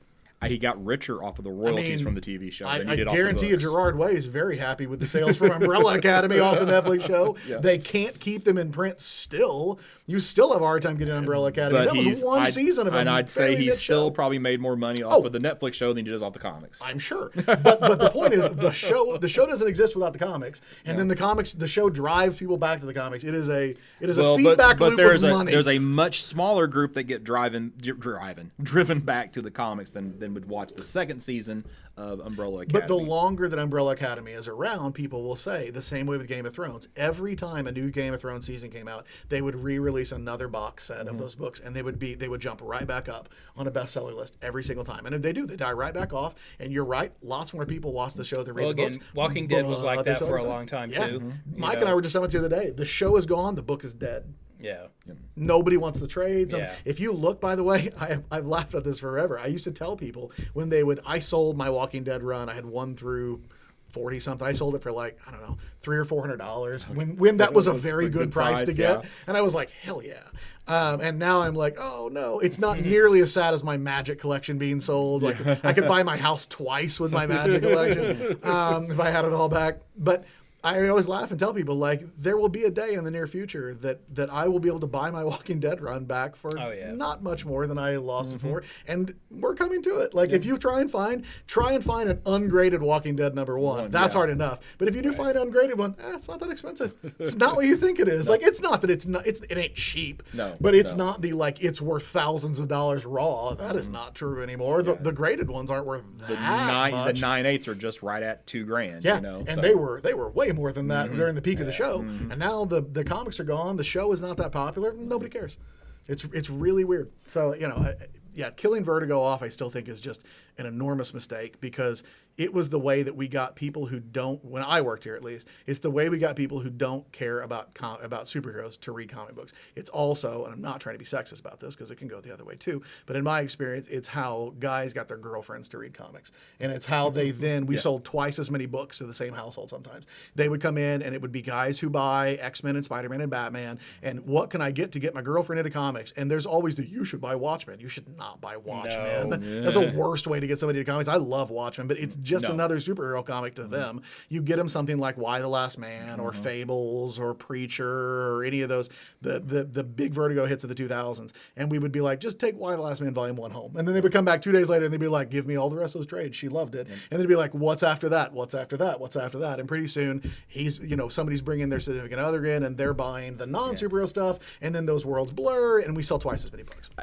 But I don't think DiDio is responsible. I think it's just the industry because of the independence is what actually killed Vertigo more so than and also DiDio them killing do Vertigo. quit cutting deals with creators is another big part because now that stuff Oh is yeah, going other Vertigo places. killed itself. Yeah. At the time Vertigo was killed, it was a mercy killing, Yeah. right? I mean, it was put to sleep. It got sent to a farm upstate Right. because it was not doing anything by the time it was gone. So for me, my biggest complaint with DiDio's tenure is this trend that we got, and I know it's money motivated and it's a business. I get that, but we can never get a story that ends. We never get at the end of a miniseries. It leads into the next event to the point where Snyder apparently was being forced with Death Metal, which isn't even out yet, they say to segue into 5G. One of the fights that was a problem for DiDio was use this to launch 5G, and Snyder went no. Yeah, and they had to excerpt stuff out and. Yeah, and going back to Flashpoint, that's my issue with Flashpoint. I think it would be a much better standalone story if it doesn't segue into New 52 like it did. It was always my complaint with Marvel minis that they existed only to set up the next event. Yeah. This event doesn't do anything. It just sets up the next event, which then sets up the next one. And I remember for a long time being happy that DC wasn't that way. Yeah, and now somewhere that's all along it the is. line that changed, and it was like, oh, it's just like Marvel's events.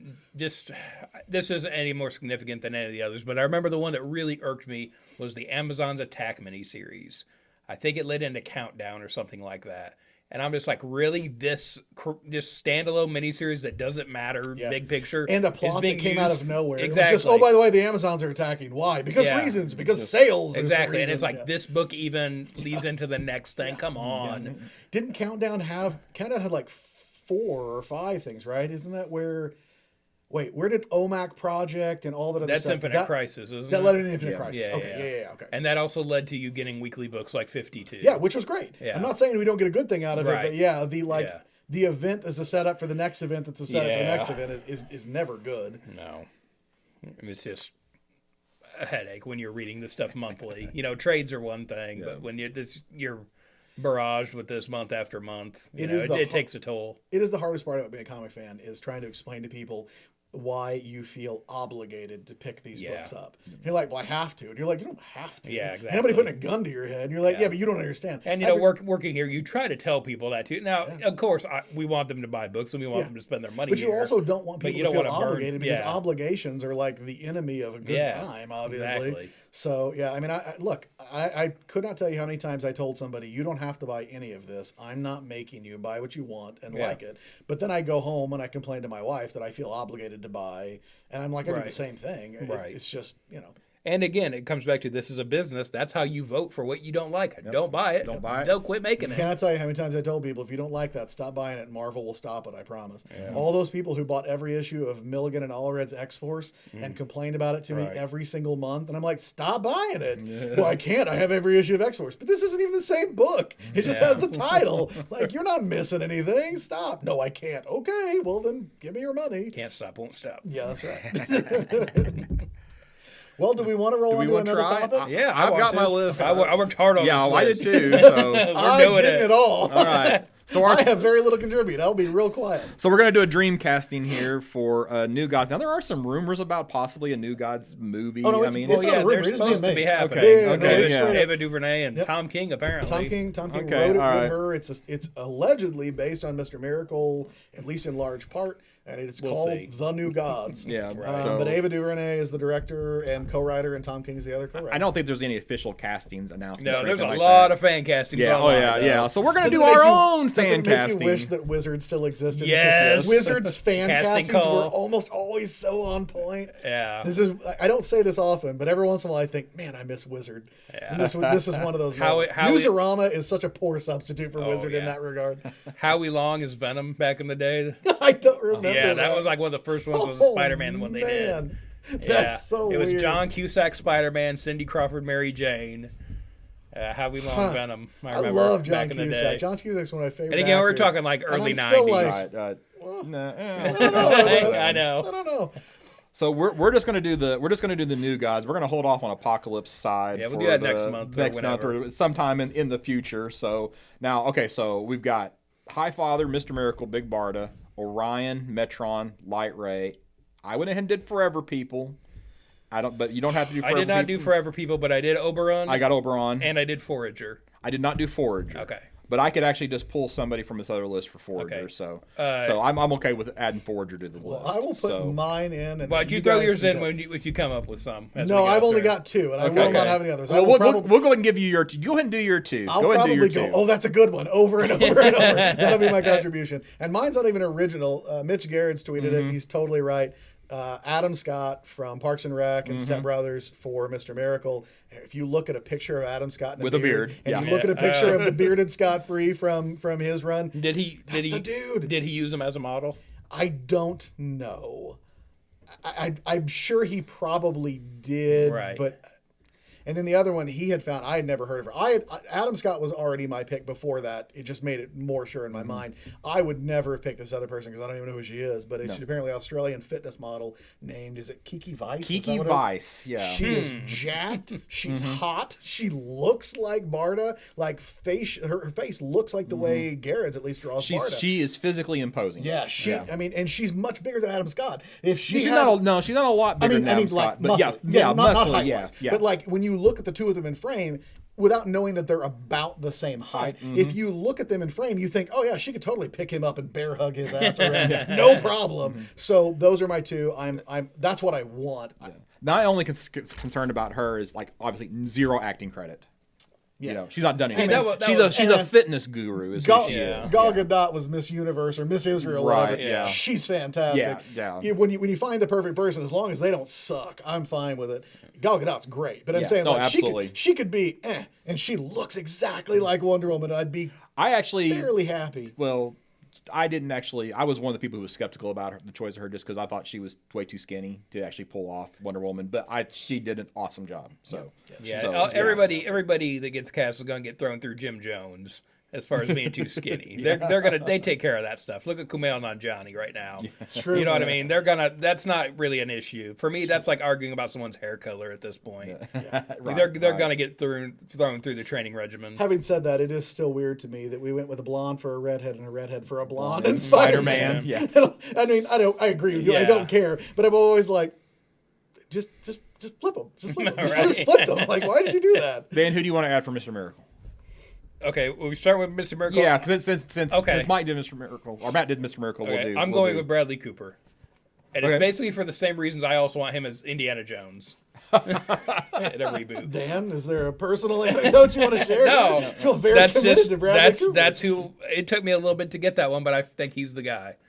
For that. I think as far as doing the performance part, of the act, and that kind of thing, and I'm more of an adventurer kind of thing. Now, again, I'm not. fine. I don't have. I'm not going with the basis of the Tom King Mr. Miracle miniseries necessarily. Yeah.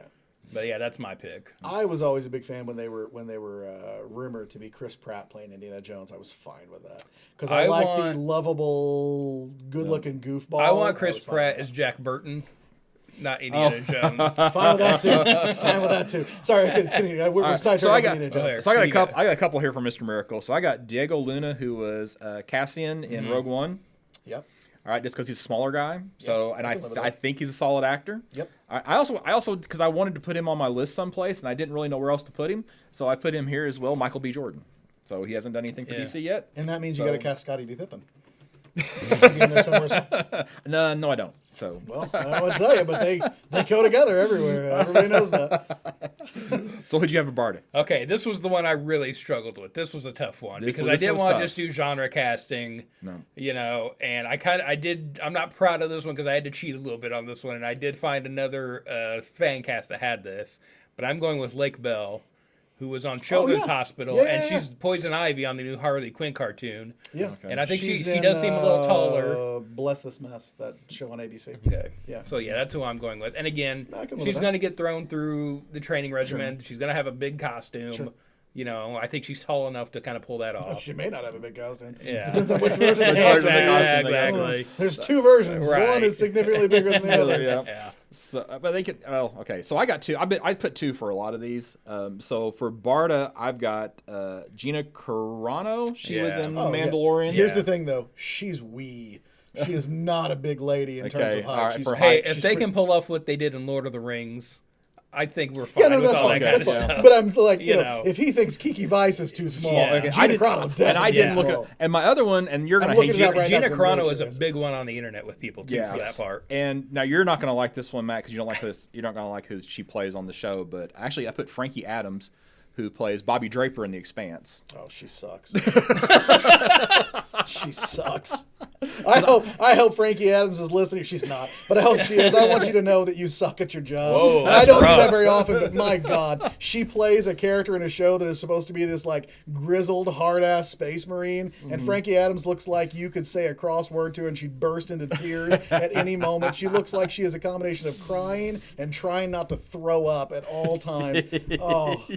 She's the right ethnicity. That is correct. Like, because Bobby's character is supposed to be, you know, Like Samoan or Hawaiian Yeah, or she's supposed to be of Polynesian, Islander descent yeah. of some general vicinity. But And that's she where the looks similarities right in that, end. but That's where the it. similarities end, She's yeah. tiny, she's skinny, and she looks scared all the time. I'm sure she's a great actress or something else, but not that character. Well, You are she's not right. When She's you not right said- for that character. Yeah. But I think that she can maybe potentially act. When you So- said you're going to hate this one, I thought, oh, that's not true. I hate very little, really. At least in Frankie Adams, I was like, oh she boy. sucks and I hate her. And I do. I have nothing personal against that You lady, hate her but as Bobby Draper. I love that character so much. And they cast her, and I was like, what the hell is this? Especially because I think so many people in The Expanse are so perfectly cast. And when they announced Bobby, the writers were like, you guys are going to love it. She's just as good as the rest of the cast. And I was like, well, then this is freaking perfect. What have we got? And they're like, she's a skinny little girl. Like, no, that's wrong. She's supposed to be a dang giant, like too big for the normal armor. Right. And, Well, it's hard to find somebody who actually. of course it is. That's Right. That's Yeah. why you don't cast her. Yeah. All right, continue. Sorry. Okay, so- digression aside. All right. Gina Carano's taller than I thought she was. It says she's 5'8", but I thought she Okay, was but still, let's Not still not, not huge. not Barda size. you know, because I think we saw Adam Scott was 5'10", right? Yeah, And he's like Kiki five- Vice was five- 5'10" too. Yeah, They were about yeah. the same height. They're both bigger than me. But platform, you know, if you put platform shoes on her, then you would get at least And a you decent should. I don't size. say you should. Oh yeah, Oh, yeah, for absolutely. sure. Like, Absolutely. even for if the the look alone. Even like, if the actress is already tall, yeah, you yeah, put yeah, platforms yeah. on her. Like, Now some of the fan castings I saw for Barda Online had, I can't remember what her name is, but she played the female knight in Game of Thrones. Oh, that's Gwendolyn Christie? that's all over the place. And that I one. despise that casting because she looks like she can barely walk when I'm she's in not picking armor on the anybody show. from Game of Thrones. Yeah. I didn't watch Well, the that's- show, No, and every no. time I've seen these actors and stuff, And now, something else, I am they're not terrible. impressed. Yeah. I think that would be really the wrong way to go. Just on, hey, you know, another genre show that had a large Exactly. lady That's in it. it. That's- we'll that's- use her again. again, yeah. That's what I'm trying to avoid in general Yeah. when we do It's the this. same way that when Forever, every time somebody talked about casting somebody as a black actor in it, people were like, "Why isn't it Denzel? Can he play every character?" Well, now it's Just why isn't it Idris Elba now? yeah. Look, now to be fair, I'm in that camp. I Yeah, love Idris I Elba, do and I too. love him in a lot of stuff. Me too. But like, just having one box checked doesn't Yeah, exactly. automatically guarantee. Like, just because Gwendolyn Christie's tall doesn't mean every time you need a tall chick. Yeah, right. Because that's what everybody says. You're like, what about Gwendolyn Christie? Because she's tall? Yeah, because she's tall. But she can hardly walk. Right, not because she's right for the role. No, she Because hardly she's walks. tall. Like, Hi, Father. that's what they did. That's what they sorry. did with Phasma in Star Wars. They were like, Yeah, we need a woman who's tall. Gwendolyn Christie, of course. Well, you cover her up; it doesn't really matter. Matter. if Exactly. Phasma That's was. You what only see her most of the Right. time. You Yeah. spent all this money. Put a guy in the to- suit. Yep. But Yeah. change Probably voice. was half Yeah. the time. It's stunt Yeah. stuff anyway. Hi, So, Father. High Father, I've got Jeff Bridges. I love it. That's I think great. he's a good pick for that. Yeah. I'd like to see him do that. And again, it's a more serious kind of role for him. Yeah, but that doesn't matter. I think Yeah. it'd be great. Yeah, no, that's brilliant. I love that. I got Okay, two. who'd you got? I got two character actors here that Okay. I like on pretty much everything that I've seen him in. So one is Jared Harris. I'm going back to The Expanse. Plus he's going to be in Venom. So and then now David Wenham, who was Faramir in The Two Towers. And he was also the Meacham in Iron Fist. I actually have some Iron Fist actors in my list, which is scary. Bad move. Which is scary because I want to find out if I think they can actually potentially act. But I know David Wenham is good because of his portrayal of Faramir in Two Right. Towers. So I had him down as Highfather, but my preference would probably be Jared Harris. So, but anyway, that's just me. If it helps you, if I were going rogue, I would cast Idris Elba in New Gods. I would cast him as Orion because. Yeah. Oh no, I got my Orion He would be. right here. Look, first of all, dude is jacked. Secondly, yeah. and he's an intimidating guy, like physically. Right. And also, I mean, I've watched The Wire. He's really good angry, and Orion's yeah. got to be He's really good on good there. angry. So like, So let's do I know they don't want to do an all white cast. I'd be totally fine with Elba as if they're like, well, we want some diversity in it. Cool, give me Idris Elba as Orion, and it'll be great. All right, go ahead. What do you got? Go Orion. Who you got? What for do you got? I Orion? know. I've been waiting on this one forever. You wouldn't tell me. Okay, I'm just going to prepare for the backlash now. I'm going to say Owen Wilson. I think he's got the look. I think get him through the physical training. Wow. I think Wow. I think you Welcome gotta to work with him. Genesis. Wow. Wow. but that's what I'm thinking. That face. That's No. an angry face. No. Wow. I'm look saying at my you've face. gotta- of Is he the rage. blonde or the? Is he He's the the blonde, blonde. one? Yeah. No. I think you've got to get a Luke Wilson you've would be gotta- better. You've Yeah, got to Owen. No, you've got to get a good director to work with him. I think. This is not being that's directed what I by Wes Anderson. It's not Wes Anderson's New it Gods. absolutely isn't because I wouldn't see it. All right. Okay. I'd be happily go see that. I'd rather see Wes Anderson's New Gods than Zack Snyder's Justice League. I will print that as the truth. I'm going back to The Expanse for Orion with I can't say his last name, Wes Chatham or Chatham, Oh, one of the the guy two. that plays Amos. Amos? Yeah. I mean, he's got the intimidation down. I actually had him as a Big Bear for a while for Forever People, but I moved him back up to Orion because I think I found somebody else better for Big Bear. So I backed off and moved him up here. So I love Amos Yeah, I in do The too. Expanse, I do too. and I think he could do it. So I'd love to see that one. All right. Who's next? Metron. I've got Rami Malek. from I have Metron. Rami Malek. He's the choice. I think I've seen that in some fan castings Oh, really? too. And Oh, really? I agree Okay. because he would be He's suitably so like weird looking. yeah, and weird, spacey cold. looking, And yep, Mr. Robot is just him being completely disinterested with Yeah. other people. That's exactly what I was You going know, to say. so that's just. I mean, that's why I picked That's him the for choice, that was for Mr. man. Robot. That's who it Also, should be. like, man, I do have a second choice for. Okay, who's Metron. your also, sec? you know, he's already familiar with squirrely costumes from Bohemian Rhapsody, and like he doesn't look weird in. Well, he was in also like the trippy- Pharaoh in Night at the Museum or Oh, that's something true. like that. Yeah, And so yeah. I also put down for Metron Mads Mikkelsen. So he was That's not bad. Polar, and then of course he was the father in Rogue Yeah. One. The chief and, in Casino Royale. Yes, so I feel like I think Rami Malek's better, but that's not bad. he was number 2 on my I list. think had I Rami Malek I third. might want Mads Mikkelsen for something next time. Yeah, and he might. I want Mads Mikkelsen for like Steppenwolf or something. Yeah. or Desaad. Yeah. Like, he'd be No, I awesomely got two good creepy. Desads. I got two good Yeah, Desads for next time. So Yeah, I can't think of his name right now. all right. Light Ray? I've got John Boyega for Light Ray. No, terrible. I do not like John Boyega. Man, I got a gut. I mean, that's fine. I don't.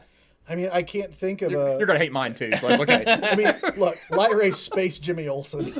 So, and I can't think of an actor who looks like Space Jimmy Olsen to me. So, okay, like that was my problem with a lot of these was, you know, I think Adam Scott looks like what I think right. what Mr. Miracle is supposed to Should look look like. like. There aren't that many people where I immediately go, oh, that guy looks right. That's where your Gina Carano thing, yeah, that's not bad because like I don't look at her and immediately go, oh God, no. I think, yep, that's fine. There aren't that many people that just jump right out at me as like they're perfect. Yeah. I mean, you know, even the Owen Wilson one was like, well, okay. I mean, you're not entirely wrong that a good director could. I mean, Owen Wilson's not an incapable actor. No, obviously. no, yeah. It's just it's a weird choice. yeah. I'm not saying. Look, But people said the same thing about Michael Keaton Batman. I was just about to say, you know how many people were like John Travolta in Pulp Fiction? Oh, yeah. Here we are. So, it's not to say it can't be done. All right, so by Light Ray, I basically had a list of some actors and actresses that I wanted to include on my list, and this was like the one spot that was left for me to plug this person into. Because I want to see them act in something else, so that wasn't terrible. Because they also were in Iron Fist. But Simone Missick, who played Misty Knight, Okay. I have her in as Light Ray. Oh, so swing to gender bent. Yeah. Lyra. I don't think it matters. I don't think that's. I don't think. Yeah, There's I nothing don't about think. Lyra says it has to be. Yeah, no, I don't think so. So that's why I went with her, because I'd like to see her in and- something else. I think she can act. Otherwise, too, our cast is pretty light on the ladies, too, with this new guys Well, unless we movie roll so this Forever far. People in, and we got a little Yeah. bit more. Yeah. So well, there's only one more for Forever People. Yeah. Is But, there? I was thinking Yeah, there were two. Beautiful Dreamer. Yeah, I know. I knew her, but I was thinking there was one more for some reason. So I guess Beautiful Dreamer. Whoever you say is Beautiful Dreamer is Oh, obviously your well- celebrity crush. So just so you know, so who are you saying as Beautiful Dreamer? I didn't cast Forever People. I'm not that familiar with the characters. Here's what I did. I cast two of them. I will say I do have a pick for Big Bear, and that's Okay. Tyler. Tyler. Oh, Tyler from the store. Yeah. Okay. Well, that was the first thing I thought. I was Composer. like, wait, are we thinking about somebody else? Okay. 'Cause I'm fine with Tyler Wright. Yeah. It's true. Man, he'd be so awesome. okay. So I cast two of the Forever People, just because. Okay, so so here's my celebrity crush. Are you casting the Infinity Man? I am doing CGI for Infinity Man. Okay. So I'm just I flat out put CGI for Infinity Man. So all right, so Beautiful Dreamer, I put Haley Atwell. So and I have a second choice here of Felicity Jones. So Rogue One obviously influenced a lot of my choices. Now here's the one I'm actually kind of proud of right here is for Big Bear. Now Tyler's great. That would be awesome. But I have Winston Duke for Big Bear, who was M'Baku in Black Panther. I was going to say it's man, Oh, but I can't yeah. remember what his Yeah. non-man name is. Yeah, M'Baku. that's a good pick. Yeah, it is. So, Those were- and I kind of what I went for. One of the things I look for Forever People is picking people who are younger. Yeah. I actually had Wes Chatham down here as Big Bear first, and then he's 40 plus. Right. So that's why I moved him up to Orion. And Also, then put he's Winston probably Duke. not quite a big enough dude for that, and Winston Duke Is he seems that's a little bit. a fair Yeah. change. So okay, so that leaves you've got Mark Moonrider, Seraphim, and Vicken. They're just basically three different guys. You got two sci-fi guys and Pick the cowboy three guys. hipsters. Okay, so I've got That's kind of the Asa- Forever People in general. I think. yeah. Instead of being space hippies, they Basically, yeah. space hipsters. So pick any of these, fill them in whoever you want. It doesn't matter to me. I've got Asa Butterfield, who was Ender in Ender's Game. Sure. I got Harry Styles from Harry Styles would be so smart because it would be that's a really Dunkirk. Smart Zazie Beetz, who I think was Domino in Deadpool 2. and she was what's her name in Joker? Yeah. The character who was Not his girlfriend. Not his girlfriend. Okay. I don't remember the character's name. I just remember Yeah. as the imaginary girlfriend. Letitia Wright as one of them. And What's then, she from? Shuri. And of course she's on yeah, Black okay, Mirror. yeah. And I was like, I know yeah. that name, and I can't remember Yeah, what exactly. she's from. Yeah. And Daniel Kaluuya, who was W'Kabi, Black Panther's yeah. friend in Black Well, Panther. and from And- Get Out. Oh yeah, I actually haven't seen Get Out. Oh really? So, yeah. Oh dude, you gotta see Get Out. It's Okay, great. I'll go see Yeah, it. it's So really and good. I know him from that and from Black Mirror. So he was on an episode of Black Mirror as well. So you pick those three. What's that? No, He said Black Mirror, and I said I've never seen it. ridiculous. True Well, story, just I've never seen Black skip Mirror. the first episode and go on from there. Yeah, and it's go really back. Go good. back to the first episode later. Yeah, It's a rough one. You need to skip the first. I had to stop 2 or 3 times before I could actually get through the series. I'm not gonna So- go look. So, but like to me, it doesn't matter. You pick the 3 of them that you can get and plug them into the other 3 spots of those 3 I feel like characters. you guys and- know so little about me that you tell me not to do something and expect it's me not reverse- to do it. No, I It's know like- you're. I know you're going. fastest Okay. way to But get me to do that's something. what I tell everybody with Black Mirror. And I'm almost You're probably right, and I probably will do what you're saying. But right now, my insides are like, watch it right now tonight. He's pulling up Netflix right now on his phone. Right. No, I'm pulling up Wikipedia because I want to see what it is. All right, I'm going to bet money that we have the same person for Oberon. Okay, all right. So I have got Jonathan Banks from Better Call Saul and Breaking Bad. Okay, I haven't seen Who also those, played so- Commissioner Gordon in the Arkham Knight game. okay, then we don't have the same person. Yeah, I didn't think we would. You can probably guess who I have. You want to guess? I can't think of his name right now. What did he play? Which character is this we're looking at now? Oberon, Oberon. with right, Miss okay, Marvel. great. The elf in Bad Santa. No, because I haven't seen that either. Okay, so I got Warwick Davis, who was Wicket okay. and Willow. Right. And, now I think age-wise, but it might be good. Yeah, that's because fine. Oberon's a little bit older, Yeah. older character. I don't think that's gonna be an issue. So I went with Warwick Davis. So I think the one I'm most proud of though is Winston Duke for Big Bear and Wes Chatham for Orion. Those are two. I really would like to see those guys play those roles. So For Forager, I I did, figure yeah. again they're probably going to go more in the direction of Young Justice, I would imagine, with the character, probably Right. more makeup.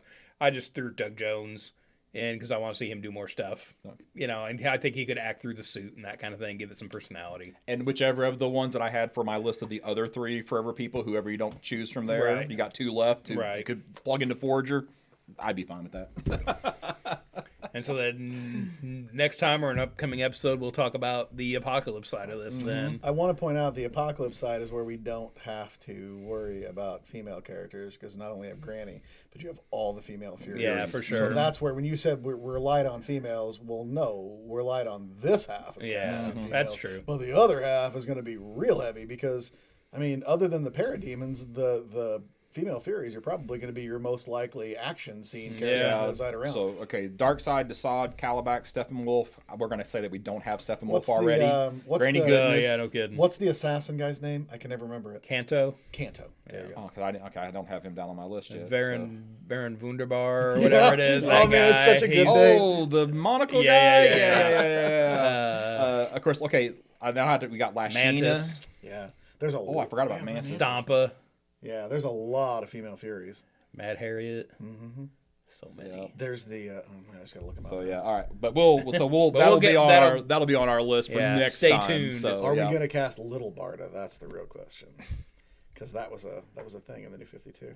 No. Little Barda was also Hey, awesome. if you had done your picks, then we could cast Little Barda. yeah. But since you didn't, Bernadette and Guillotine. Those Oh, are the yeah, other two. Guillotine. And Artemis, apparently. I don't remember that one, but I remember How many Z's is that? well, just one. No. I'm Because it I'm was going in the 90s. The 90s would have been like 12. Right. and an apostrophe or two. and I'm going back to like the original. So I'm like anybody OG. like because like there was like what Right. Tachyon that was added later to new Yeah. guys, so he doesn't count. And then like Black Racer. we should do Black Racer, but he's not really. But he is he is He's a in there. character, but he's Yeah. not a member of either side. I mean, Yeah. we're all just gonna pick Okay. Idris Elba. Or maybe it's not terrible. But we definitely should do Black Racer. Yeah, picks we'll for throw him next in there. time, If there's so, any yeah. other kind of outlier characters like that, we you wanna need throw guys in. flying around on skis. I mean, Yeah, that obviously is important. Well, and not for nothing. If you're going to use Black Racer, you do need that before Marvel makes a Silver Surfer. Because flying my surfboard in space being followed with, what about flying my skis in space? We were like, lame. I already bought your surfboard. I'm not buying the skis. So if you're going to do it, you got to get out in front. I guarantee that if they do Black Racer, he there's- will not be on no, skis. there's no way. And that's Nor- why. nor should And they. and that's why DC fails. Well, look. So some things I've had this argument many times about. This is why no matter what you think of the Green Lantern movie, it's going to be a hard sell. There are some things that look cool in comics that will not look cool live action. Wolverine's costume, for example, one of those things, hard to do. But Green Lantern, making a giant catcher's mitt to catch a runaway bus looks perfectly fine when somebody draws on a page. But if you actually watch people do it with CGI, you'd be like, this is so stupid. And I think Black Racer would look real freaking goofy. Having a person actually be in ski mode. I think there's a way to do it, but I you gotta think it's there's a way to hard. do it too. yeah, you gotta bend that a little bit. Glorious Godfrey, we gotta pick a Glorious Godfrey, Oh man! and maybe Sleaze. I don't know if we want to count Sleaze in with all this or Just not. read those issues of Sleaze the I other bet day. you did. I told my wife. My wife knows my feelings on Big Barda, and Yeah. I was like, "No, in this one, honey, Superman and Big Barda make a porno." And she goes, "What?" And I was like, "Yeah." And she goes, "They do not." And I said, "They do." Read it. And she goes, "No, they don't." And she goes, "When's this from? Is this a Vertigo book?" And I said, "It's from like '87." Yeah. And she goes, "Shut up!" And I have to like get it out and show her the print. And like I'm flipping through the pages, and she goes, "Well, this is filthy comparatively, like what you'd think based on." She's like, it's not graphic at all, but dude, considering who the audience of Superman was at the time that was published, it's super racy. Right. That's Old sleaze. future episodes. Future What you have to look episode. So, forward to. all right. So, just as a reminder, on March 7th, we've got the Campus Comics mini convention here. We've got Berg Comics, Campus Comics, David Clark, Bonnie Baldwin, all going to be here that day. Scott, insert air horn noise here. Okay. You know, Got it on my phone.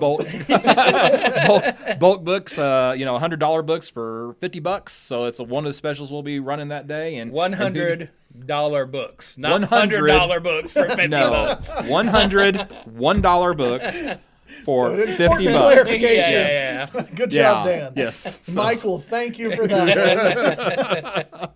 so stop I by. was told your $100 books are $50. I want them all. So stop by and see us on March 7th here at Campus Comics 816 16. B East Main Street. Sweet B. Yep. in Carbondale, Illinois. Saturday. 11 to 6 that Yeah. day, like every day. Yep. that we're open. As opposed to Yeah. the other days that are also 11 to 6.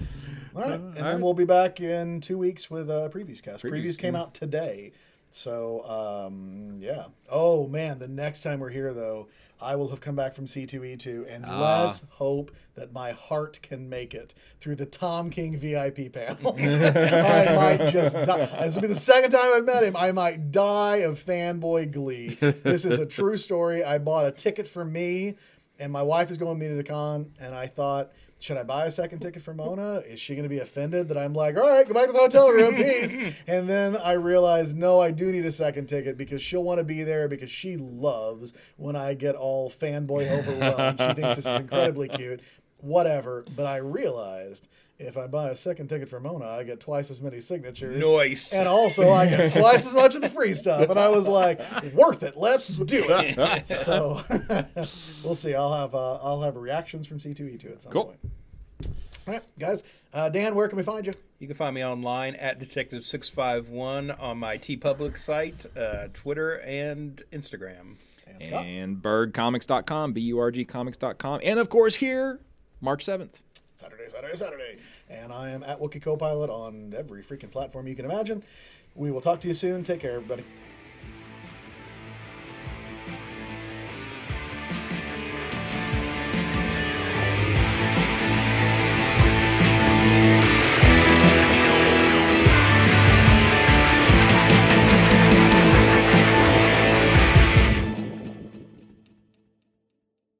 Oh, okay.